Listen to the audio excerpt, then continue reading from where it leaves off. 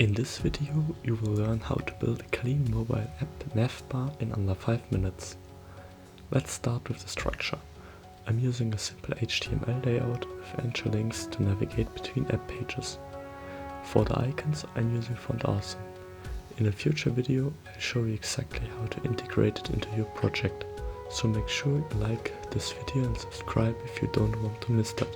In your CSS file you will need to spread the icons evenly across the entire width using Flexbox. Add some padding and border radius to the navbar matches the overall style of your app. Next, fix the navbar to the bottom of your page. Then set your colors and font sizes.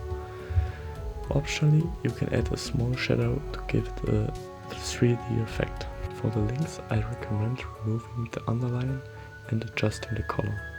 You can also add a smooth hover animation using transform or scale. You will also need a class to mark the active page. Just add the class to the active link in your HTML.